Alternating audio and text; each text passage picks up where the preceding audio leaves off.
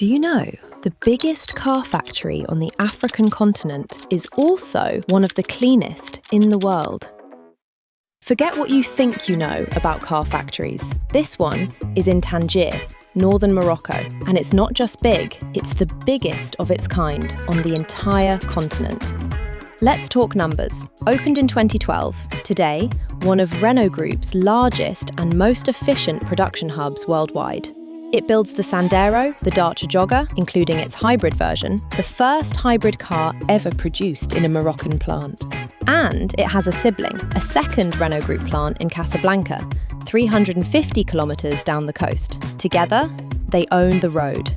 More than 1 in 3 new cars sold in Morocco comes from Renault Group, and 4 of the country's top 10 bestsellers built between these two factories. Okay, now, the part that actually breaks your brain. This factory runs on wind, biomass, renewables, a mix you almost never see in heavy industry, period. It even recycles its own water, closed loop, nothing wasted. And here's the kicker. From the factory, cars hit the port of Tangier by direct rail. From there to Sète, in the south of France, 3 days. 3 days.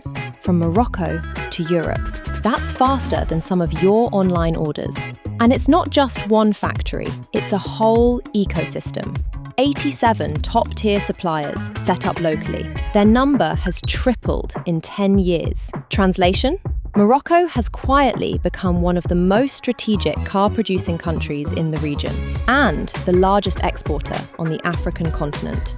Between Tangier and Casablanca, Renault Group's Moroccan plants assemble nearly 400,000 vehicles a year, which means 1 out of every 6 Renault Group cars sold anywhere in the world was made right here. So, next time someone tells you the car industry is dirty, now you know.